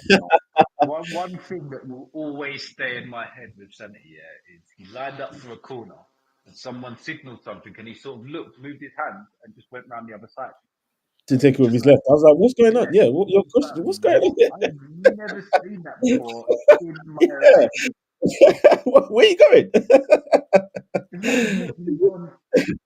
I don't know. Like, what the hell? Yeah, I've only seen one other person do that, and it was Chris. Oh yeah. I thought you were going to say Dembele or something. Chris in swinger, so he just walked around to his left foot. Chill. Joke, man. And Samir mentioned earlier, he's actually mentioned it twice now. A slightly different aspect of passing. I'm going to call this one creative passing. So the pass that gets you the assist, the little delicate stuff in and around the edge of the box, the bit that many, which is why the list is a lot shorter here, because I was struggling to find loads and loads of players I get it. that should be in the conversation that we're having here. Like, there's players I could have brought up, but they shouldn't be in this conversation for me. So these four. I was going to put my Arsenal hat on and put Dennis, but not too much. Not too much. I could have Here squeezed and it in there, but then it would have been like there would have been 6 selections, or 5 selections, and 3 of them would have been Arsenal. So Arsenal, yeah. I get it. I get it. But we've now got one of his teammates, David Silva, another one of the best midfielders in the team. We've got Cesc Fabregas again, this time in an Arsenal shirt. Thank you. And we have Dimitri Payet. Because the aspect I want to move on to is, like I've already said, the bit of creativity that comes with it. Like, all of the other players could pass the ball, but they didn't really have that little bit of extra vision that sees the pass 3-4 seconds before everybody else has seen it. Exactly that. And get the pass there at the right way to get the assist. Whether it has to be a drill, whether it needs to be floated, whether it needs to be a little dink, whether it needs to have a little bit of backspin on it. These are the players that will get the ball there and get it there at a decent pace for the other player receiving it. Pass appreciation is what I've always called it. You get it there to make it easier, for the easiest way for the receiver to deal with it, but still get it there. Yeah. And again, he's won. You've got these 4 on the screen. And if you wanted to make a debate to say that De Bruyne is the best you've seen at it, you could make a very good debate for it. And again, all of these players are elite level players that are in their own right in certain times of their career or for long periods of it. Yeah, Go I on. agree. Take them Arsenal boys. Take So them Arsenal boys. I'll start on this year. So I used to I thought Ozil's like vision was just like the best of all time. Like the stuff Ozil used to do on the pitch, I used to be like, come on, like this is ridiculous now. Every time he'll do passes like you said, Mitch. He'll do passes like you see 3 or 4 seconds before anyone else does, and like you'd think, all right, no one can get better than this. And then like Kevin De Bruyne shows up, and I think all right, Ozil does it every now and then. I thought, you know what, he is the best, like with vision and passing.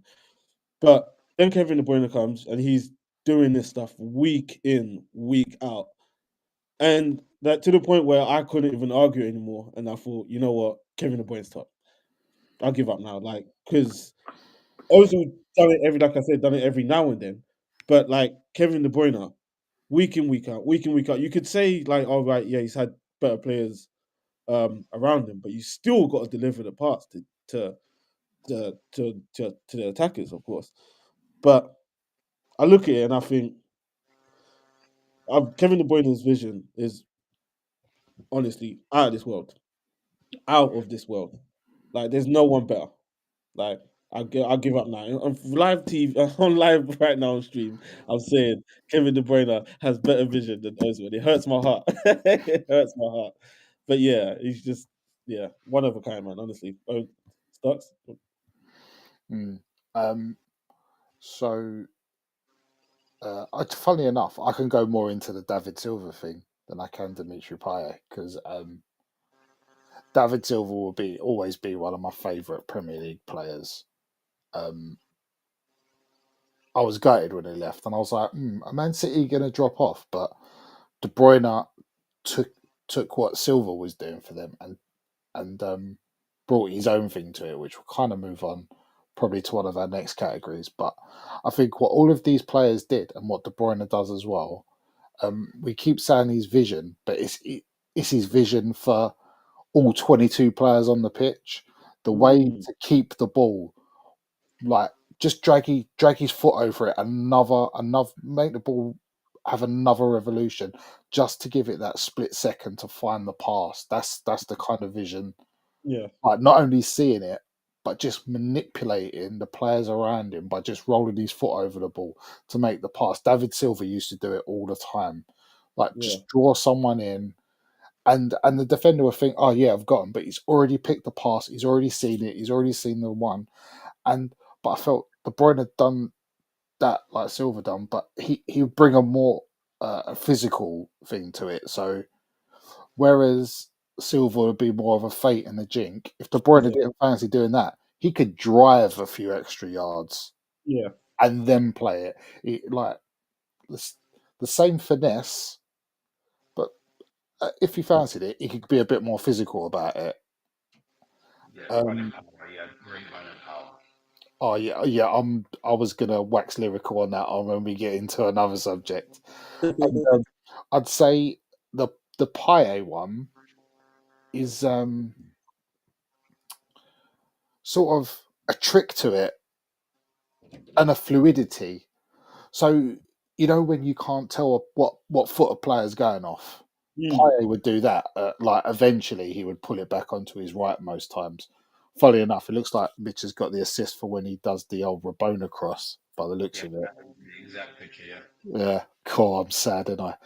But yeah, De Bruyne could do that side. Like he's right-footed, but his movement and his left's good. It sort of draws you this way and that. And really, he already knows what he's going to do. He's just getting you so off balance. You're not ready. The pass that he wants to make, you're never going to stop because you're at 6s and 7s. It's just the manipulation of, you think the hard thing to do is manipulate the ball. That's the easy bit. He's manipulating all the players around him to create that space and give his runner, his attacker, the time to get where they need to be. It's just masterful. Nice. I think the only thing that hasn't been mentioned when you talk about both of the last two things we've spoken about is picking the right moment. Yeah. Oh, yeah. You can compare it to, say, Bruno Fernandes, who is terrible at picking the right moment. People call him a grenade footballer because he's always trying to play that final pass. Trying to find someone. De Bruyne was completely elite at differentiating between where you keep the game ticking over, where you play a little pass and maybe find a new angle to then play the pass in, or actually trying to play that killer pass. And he's always been fantastic at that, at choosing when's killer pass time and when it's time to just keep it or play something a little bit more simple, or someone else is in a slightly better position to play that killer pass. Which that's the thing that a lot of players just don't seem to have. But I've mentioned Bruno Fernandes; he hasn't got that at all. He's literally getting try and play a killer pass every single time. Yeah, I agree with that. With leaving that bit out. Okay, right. Next attribute: shooting. Again, we've spoken about passing, we've spoken about creative passing. Now we're going to speak about goal scoring, shooting, finishing. And I've only used midfielders for the graphic. I probably could have put Rooney in here as well, but it wouldn't have been fair because he was a striker for most of his career. But again, these five, that give them a chance from 20, 25 yards, they're going to trouble the goalie. They're potentially going to score. De Bruyne also had that in his locker of both feet. Like whether it was a finesse curler into the corner or an absolute thunderbolt to off the goal. He just seems to have every single attribute we go to that you need as a midfielder. He's got it in abundance. And he's in the top level of the conversation. It's not even like you just chuck him in a conversation for fun. He deserves to be in the top couple of the conversation you're having. I think what's interesting, all of these midfielders have different type. I would associate them with different types of finishing. And De Bruyne does, I'd say, at least 5 out of 6. I've already spoken about his arc and his trajectory, like Beckham. Lampard always liked to shoot early outside of the box, but when he found himself in the box, he was always very composed. He wasn't one to lash at a ball. He usually find the inside of the post, if you know what I mean. Yeah. And usually you get that space in a box through timing, and De Bruyne's got that. I again, to liken him to another former City player, I like what he does, like Torre used to do. Just a powerful run past the striker and slotting like you would think they are a striker. Yeah. It's That's my thoughts. Honestly, that was exactly my thoughts. Yeah. And that's specifically why I brought these players up. Lampard had to be in there because he's the best midfield goal scorer the Prem's ever seen. And I feel like De Bruyne is, when he strikes it with his laces, Lampard's probably the most similar player you'll see because he can go off both sides. And it always got a nice bit of power in it when he strikes it with his laces. Whereas everybody else sort of had their sort of set shooting technique, if that makes any sense. Like Gerrard was normally power, always power. Just strike, yeah. Yaya Toure was more of a finesse. Finesse and power sometimes. Yeah, he had a few powers, but if you're thinking of Yaya Toure, you're thinking of more finesse, like Finesse, when the goalie little finish down the side. Scholesy was a little bit of a box crasher, but when it dropped to him anywhere in and around the box, could strike it really well. And Beckham, he's probably one of the best strikers. He could probably do whatever he wanted to do. He's probably one of the best strikers that football was ever seen, to be fair. But again, De Bruyne does a bit of all of those. If you take the best goals of all of these players, and you could see Kevin De Bruyne doing it, like Beckham's from the halfway line against Wimbledon. Could he do that? Yeah. Scholes' volley against Aston Villa. Could he do that? You could do that. Yeah. Yeah. Any one of Lampard's goals where it drops to him 30 yards from goal, he either takes the touch or doesn't, smashes it. Yeah. Stuff he said, Yaya Toure making a run, whether he's got the ball at his feet and he's got to drive past a few players and slam it into the corner. Could he do that? Yeah. Yeah. Stucky won't like this one, but Gerrard's in the cup final against West Ham. Could he have done that? Twice. Like Bayer Leverkusen, Champions League. Could he have done that? Yeah. Like Yeah. he was just different. He just the more you talk about it, It's crazy. the more you actually think of all the attributes he has, or we could say had. He's not dead and he's not actually retiring. He's leaving the city, but the injury seems to have taken some of them away. All of the attributes he had, he was ridiculously good. Yeah. Like, the more we're speaking about, the more I'm thinking that by the time he does actually eventually retire, and the years beyond that, when these conversations come up, there's not really going to be much of a discussion. Like now, when I do Prem teams, Prem 11, the midfield is normally a combination of Keane, Vieira, Gerrard, Scholes gets a mention. Now it's going to be De Bruyne and who?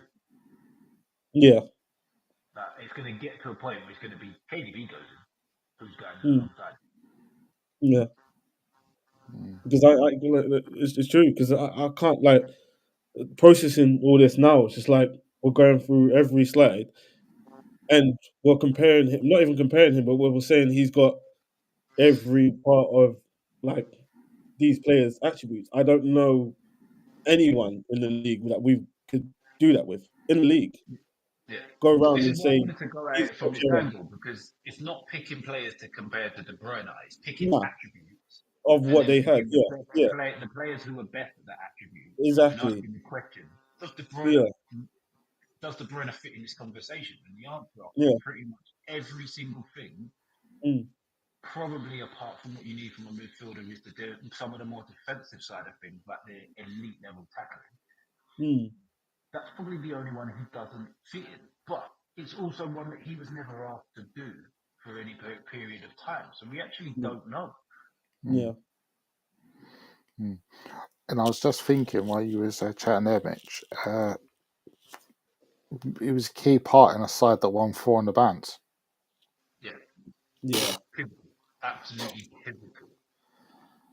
If Kevin De Bruyne is missing, you're not really getting that creativity, are you? It's like him and Rodri and Haaland. He gets rested against the NAF teams to make sure he's fit for the big ones because he's the man. Yeah. But then they got to bring him on because they don't look too good, and then he comes on and then he gets 2 assists. Yeah.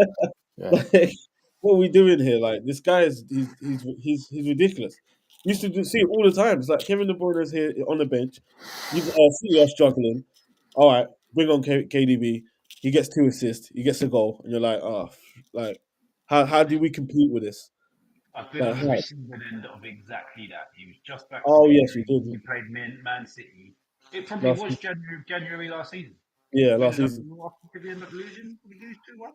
Yeah, off the ball. We were 1-0 up. The Bruyne came on about the 75th minute. They basically had none of the game. He scored a pass, which nutmegged someone. And then he played a ridiculously good ball into the young winger who's out injured at the minute. And it was just like, how do you defend against that? And he's just back. Like, it's literally his second game back or something silly like that. How? Yeah. It's impossible, honestly. It's impossible.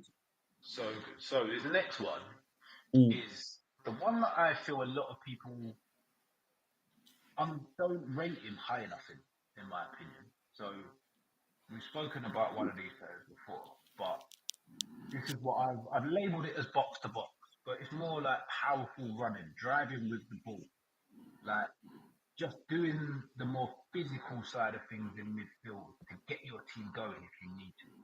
Like if you haven't got that little pass on, can you just push it past the man and just run? Yeah. And again, he had it. Stucky mentioned it briefly earlier that if he really needed to, and he didn't have anything else on, he could knock it and just like give a little jink, drop the shoulder, and go. And he runs so strong that it's very hard to get the ball off. Yeah. Like, stupidly hard. I'm a little bit disappointed I haven't put someone in this picture now. Like, who did it ever so slightly differently. I probably should have put Moussa Dembele in here as well. Oh yeah. He was another one that if he decided he was going to go round you, yeah, and you can't stop him. You could do about it. Yeah, that's a good shout. Physicality and finesse. Yes. Yeah. Yeah, with Gerrard, I thought of different ways I could word this, but this was the best I could do it. De Bruyne and Gerrard have sneaky white boy pace power. Mm. Because you look at them and you go, they're not going to be that quick. Yeah. That they absolutely are. Quick. Yeah. And you can't go shoulder to shoulder with them because you usually they're just so strong and so quick, and you just don't expect it. Yeah.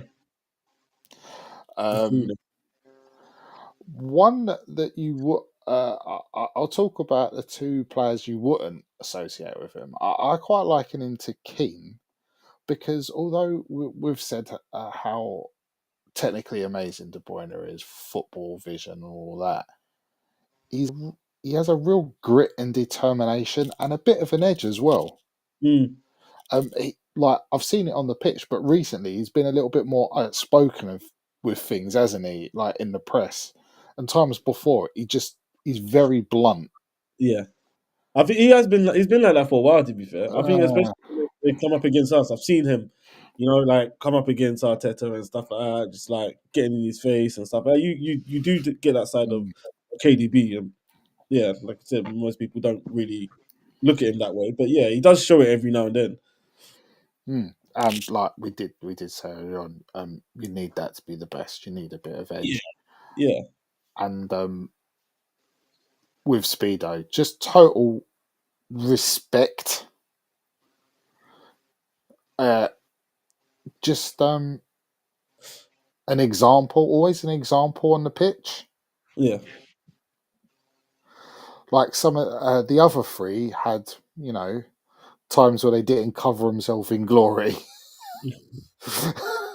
Yeah. But everyone is like, yeah, there's just a level of respect and consistency. Speed, I think, is like the third all-time Prem appearances, or is he something like that?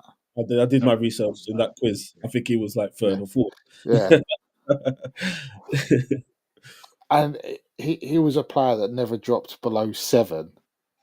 And De Bruyne is much the same, really. Has he had that many steps? All right, it may be a bit different towards the end of the career. Towards the end of his, at the beginning, we couldn't find one. Yeah, especially in his Man City times. The level of consistency is frightening.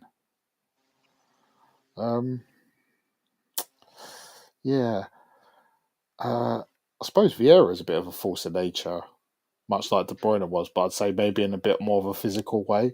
But he's matching. You'd call all 4 of these players extremely physical, and he's still in the mix with them. Yeah. Yeah. Again, he's still in the conversation. This is probably one you wouldn't. You could make half an argument at him going to the top of it, but he wouldn't eventually end up at the very top of the conversation. But he's when you get it, the main sort of point we're making. It's crazy for him to be in so many conversations when you're talking about David Silvers and Cesc Fabregas that were all finesse, like all finesse, all final third passing, all keep it ticking, lovely technique. But then you're also now talking about the side of the game that is all physicality. If it needs to get physical, if I need to run a little bit harder, if I need to bully someone off the ball, can I do it? Again, he could do it. 90% of the players, 95% of players in world football, he could do it. And all these 4 were skippers as well, and De Bruyne has been skipper as well. Yeah. True. Lead by example. A leader. Yes, a leader. Lead by example. Just follow what I'm doing. Follow, set my opinion, match my energy, that kind of thing. These are all the type of things that these players did, and De Bruyne had all of that. Yeah, but that's why I don't get in terms of like how people are saying, someone like Foden should be like watching De Bruyne and stuff like that. I think it's almost impossible to watch De Bruyne and try do what he does. I think it's just a natural ability. Like you can't get like Kevin De Bruyne. You really can't. No, 100% you can't. And I love Phil Foden. I think he's a fantastic player, and I think he Yeah. will get back to his best form. Yeah. But to ask him to be like Yeah. Kevin De Bruyne makes Phil Foden a worse player. Yes, that's it, and Kevin that's De Bruyne is problem. more David Silva than he Yeah. is Kevin De Bruyne. De Bruyne, He's got the attributes to be Kevin De Bruyne, and that's a Man City problem because effectively, when you play Kevin De Bruyne, you play more than one player.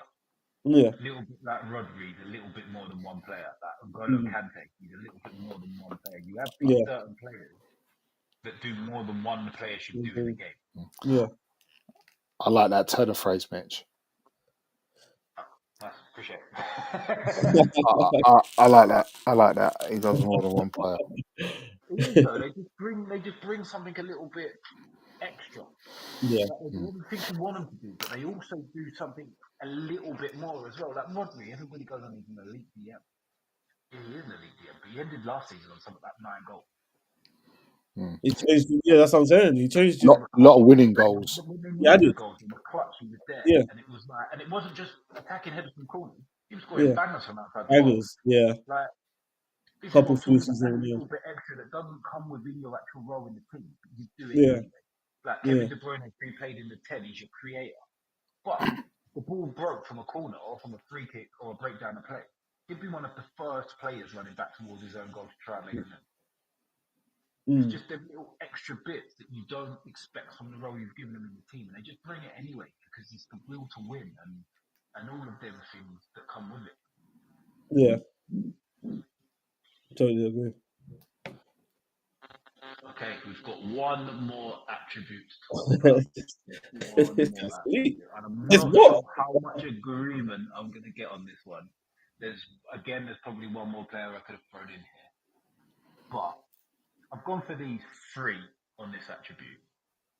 Can anybody guess what I'm talking about here? By the celebration, is it big moments?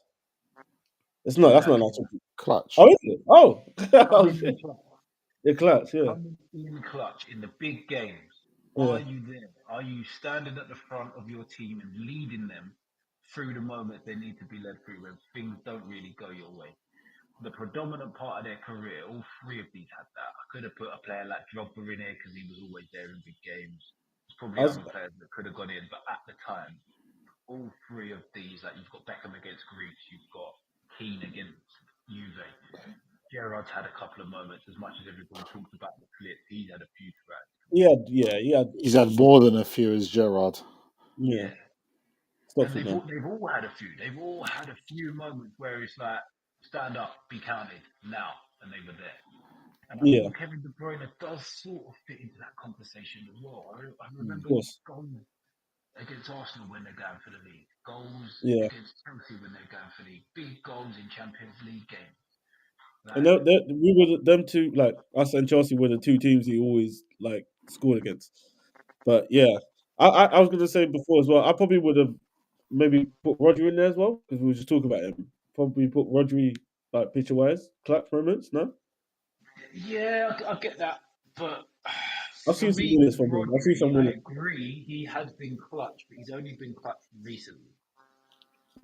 Okay. If Yeah. that makes sense. Whereas, I think these 3 and De Bruyne, you can look at more than a season's worth of moments where they come in clutch. Whereas last season, we just spoke about Rodri, he was very clutch last season. He won the Ballon d'Or, for me, rightfully so. Yeah, me too. But that is one season. He's been great for a few seasons, but he hasn't been clutch for them few seasons. That was really the last season thing where he was coming in clutch. Whereas I think these guys have moments throughout the year where the team needed them. Like Keane, as mentioned against Juve, Keane got a winner against Newcastle with a title running when we were very close. I think there was also one against Liverpool in a title running when they were very close. He's known for getting big goals. David Beckham's had big moments throughout his whole career. So many of them out. The main one is that Greece moment. We're not qualifying to a tournament. Last few minutes of the game, Beckham scores a free kick from an impossible position. It's crazy. Deliveries in Champions League final for both the corners. Oh yeah, Champions League final, yeah. Yeah, we should also put assist in there as well, man. That's clutch moments. Yeah. Assist, big assist. I won't mention the one I mentioned earlier again, but Bayer Leverkusen run to the Sorry, Champions League. already done it, mate. It's cool. Yeah, I done it. The first goal in the comeback against AC Milan when they, for some reason, started him right back. Like, Olympiacos on it. Was it Olympiacos that same season? I think they were going out. All three of them in the same Champions League one. They were out. Yeah. Was it Olympiacos or not Bayer Leverkusen? It might have been Olympiacos. No, Olympiacos. Yeah, Olympiacos. Basically out, and then he scored an absolute banger. Yeah. Like header from the corner, as I said, against AC Milan in the Champions League final when they were like 3-0 down with back 3-3 to go or whatever it was. Like, these are the moments, and De Bruyne has had them. He's had many like games where he scores winners, scores the first goal in a big game early on, and stuff like that. So he just comes in when the team really needs your best man, your star man, or one of your star men to stand up and be counted. And a lot of the time he was there. If he won't get on the end of the things, just dictating a game, taking it by the scruff of the neck, like you got to be a truly special. Like everyone, like in theory, everyone can nip up with a goal, like a corner or something like that. But to take the scruff of a game and drive it is a different quality altogether. Like again, I said it earlier on, it's one that I can recognise, but one I would never be able to fathom how to do anything. And that's also in its own type of clutch to still have the bravery when you're playing the best of the best in opposition and still always want the ball no matter what the position. You rely on your technique, you rely on your fitness, your strength, your clarity of mind to do them, as we mentioned, on the right passes, the right finish at the right time. Yeah. It doesn't hide. Good addition, that Mitch. No, it is. Hide. It is. If the team's not playing well, these type of players want the ball more. Yeah. If anybody else, And you see it with him time again. Just give me the ball. Give me the ball. I'll get it. I'm gonna do something. Yeah. And you can follow me. That is it. That's the type of mentality these kind of players have. Yeah, that's very true. A lot of players could learn from that, man. Honestly, because it is a dying breed. Like wanting the ball in the middle. Hey, listen, I'm gonna dictate this left, right, whatever. Just that you don't see it that much, man.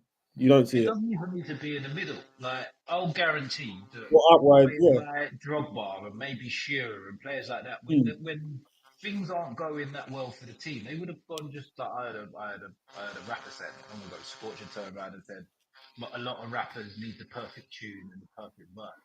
He's like, I'm not one of them. I'm one of them guys. You clip it in the channels, I'll make something happen. Yeah. And as much as De Bruyne wasn't asking it for it to be clipped into the channel, his version of it was just give me the ball. Give me the ball. Give me the ball. And that is it. And if the team's not playing well and your front man goes, you know what, just clip it channels. I've got plenty of energy today. I'll make something up out there. Just keep clipping it channels. That's the same type of thing. Take the game by the scruff of the neck. It might be a different way of doing it, but it just gives your team a little bit of confidence to still try and play, to still believe they can win, to think they can do something in the game. And that in itself pretty much made Man City who they are today. Like, you know how Man City just never give up. They just go on and on. If it's not players, if it's not for someone like KDB who constantly gets the ball and try these things, City are never getting them winners. City are never get it. And City are not going to be the City who they are today. So I put it down mostly to someone like KDB.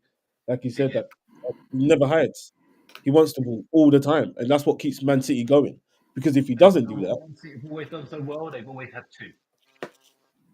Every single one of their teams has had two. Until these last two seasons. Foden stepped up last season, so they still had two. But they always had two. So you look back, Silva and De Bruyne when they played together. Silva, Yaya Toure when they played together. Now you've got Rodri, KDB. Last season it was Rodri, Phil Foden. This season, no Rodri, KDB's legs look like they're gone. Foden's off the boil. Yeah. That's where their problems have Lapsed. come. They haven't even Yeah. got one. They haven't Yeah. even got one that's like, give me the ball and make something happen, because they don't That is trust it. very They true. don't trust the player that's saying it is going to do it. So the belief Yeah. has gone. That's true. That is very, very true. They've completely collapsed, didn't it? Huh? They've collapsed, didn't it? Like you said, they don't even have one. But it's tough. Like everybody talks about injuries to key players. Mm. Like to take out one key player is one thing, and I know it's Man City. You take out two of potentially the best midfielders in the world. Yeah, it's gonna hurt. You're going to have a problem. And then to then have your last season's Premier League player of the season just not performing as well, like,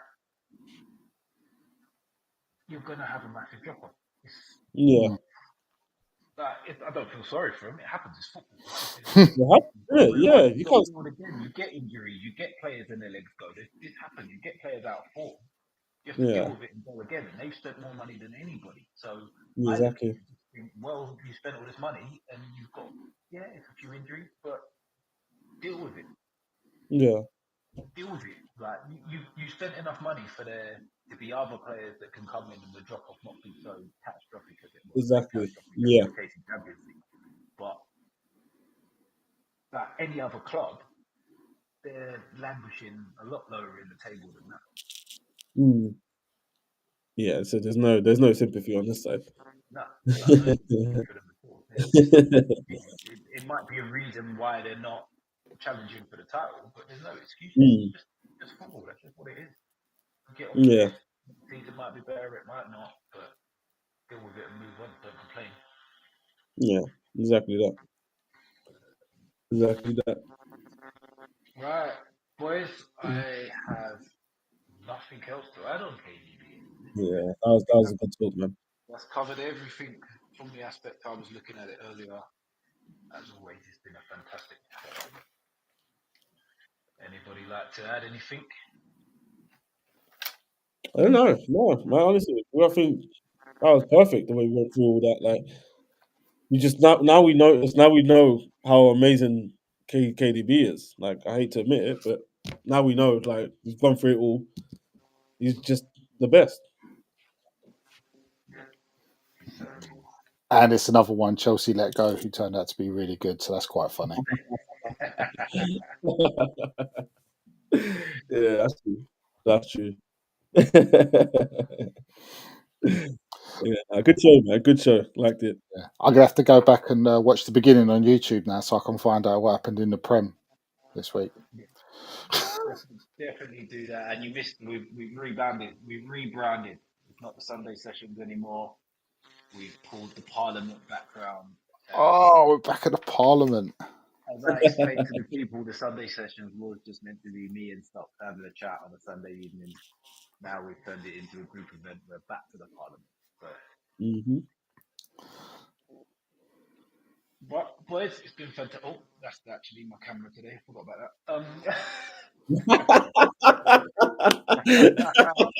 I forgot. What are you doing? The technical issues we had earlier that I've had. Where you going? My phone as the camera. Little slip up from me there. But it's been fantastic. You can catch me and Stocks on the Monday pitch tomorrow. I think Stocks is there as well. I'm hoping to appear somewhere else on YouTube in the week as well, but we'll see what happens. Ooh. As always, like, share, subscribe, send it to someone that's going to send it to someone. But thank you for watching for those that have. See you next week. See you later.